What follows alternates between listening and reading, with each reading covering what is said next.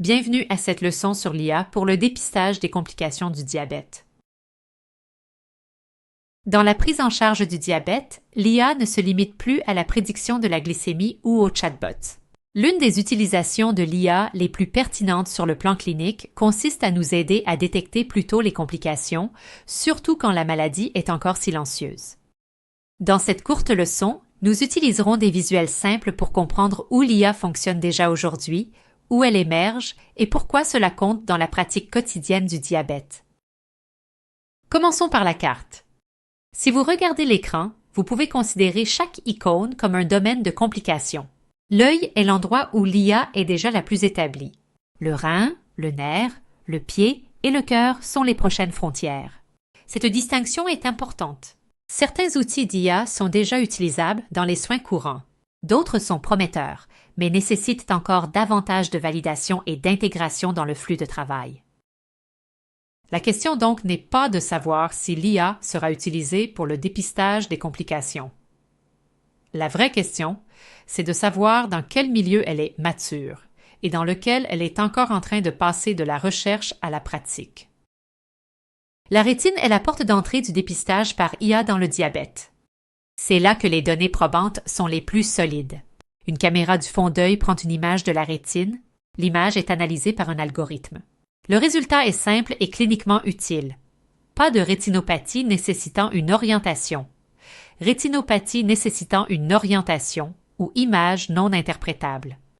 Si c'est important, c'est grâce à sa simplicité visuelle. L'IA transforme une image destinée à un spécialiste en une décision de triage qui peut être utilisée directement en clinique du diabète. Autrement dit, le dépistage peut se rapprocher du patient.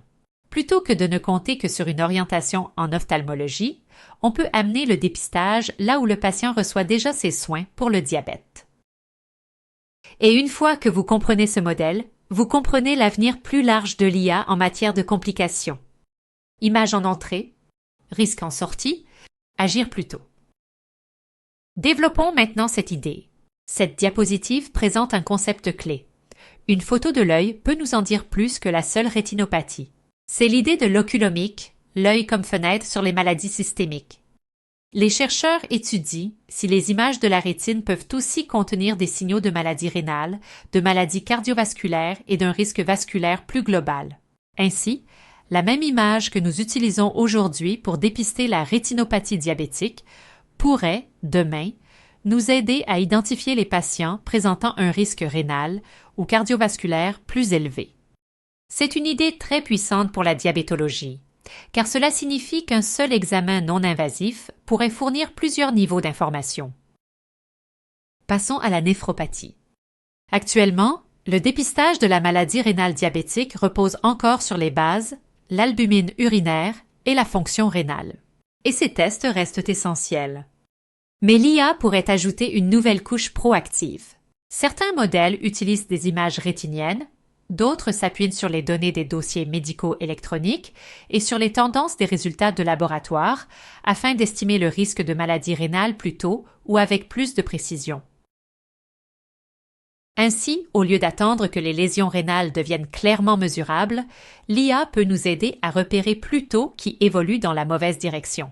La référence actuelle reste l'analyse d'urine et le DFG estimé, mais l'IA s'impose comme un outil complémentaire qui peut enrichir la stratification du risque. Ensuite, la neuropathie. Aujourd'hui, la neuropathie est souvent reconnue assez tard et une grande partie du dépistage repose encore sur les symptômes. Mais les symptômes ne sont pas un biomarqueur précoce idéal. C'est là que l'IA devient intéressante. Ici, vous voyez deux signaux numériques possibles. L'un vient de la microscopie confocale de la cornée, où l'IA peut analyser de minuscules structures nerveuses dans la cornée. L'autre vient de courtes vidéos du visage, où de subtils motifs vasculaires peuvent être corrélés à la neuropathie diabétique. Or, ces méthodes ne font pas encore partie du dépistage de routine standard partout. Mais, sur le plan conceptuel, elles illustrent un changement important. Au lieu d'attendre la douleur ou une plainte, on utilise des signaux numériques objectifs qui peuvent révéler la neuropathie plus tôt. Le pied diabétique est un autre domaine où l'IA pourrait devenir très pratique. D'abord, on prend une photo de la plaie. Ensuite, l'IA analyse l'image. Enfin, le système signale le niveau de préoccupation et facilite l'orientation. Pourquoi est-ce utile? Parce que le pied diabétique se dégrade souvent entre les consultations et parce que la documentation visuelle fait déjà partie de bons soins cliniques. Si on standardise la photo du pied et le suivi des plaies, on crée la base d'outils d'IA fondés sur l'image qui peuvent aider à classifier les ulcères, détecter un risque d'infection ou d'ischémie et soutenir une intervention plus précoce. Encore une fois, l'intérêt de l'IA ici, ce n'est pas qu'elle remplace l'expertise. L'intérêt, c'est qu'elle peut nous aider à réagir avant que le pied ne devienne une urgence.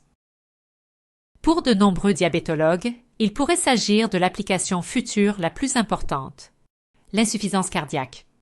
L'insuffisance cardiaque est fréquente chez les personnes diabétiques, grave et souvent sous-reconnues, surtout au stade précoce, lorsque les symptômes peuvent être vagues ou absents. Cette diapositive associe une icône de cœur à un tracé d'ECG, car les modèles d'IA utilisent de plus en plus les signaux d'ECG, parfois combinés à des données de DSE, pour détecter une dysfonction cardiaque infraclinique. Certains modèles rapportés chez des personnes atteintes de diabète font mieux que les scores traditionnels pour repérer une dysfonction précoce du ventricule gauche. Pourquoi est-ce important? Parce que si l'insuffisance cardiaque est reconnue plus tôt, alors le traitement peut aussi commencer plus tôt.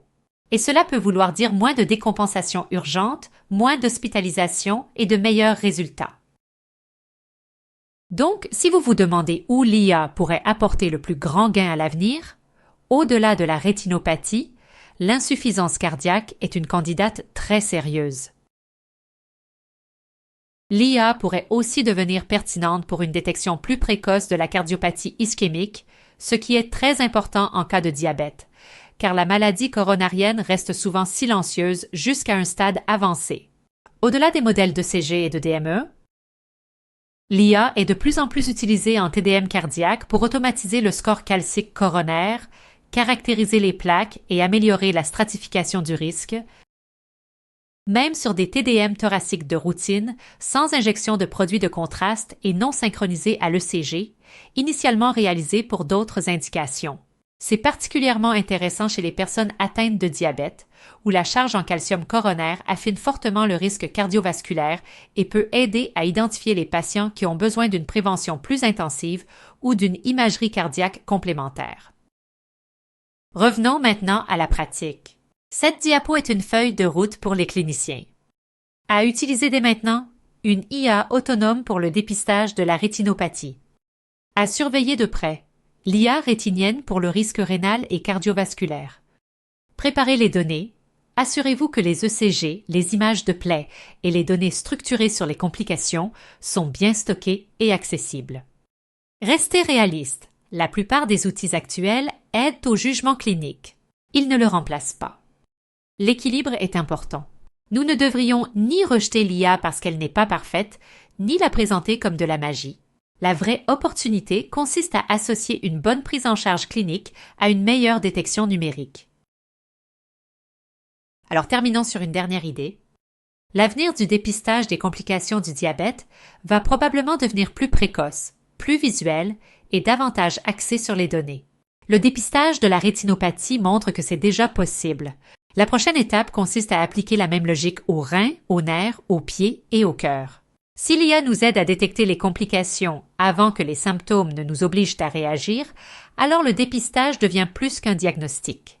Il devient une occasion de protéger plus tôt. Et c'est là que l'IA peut devenir vraiment pertinente dans la prise en charge du diabète.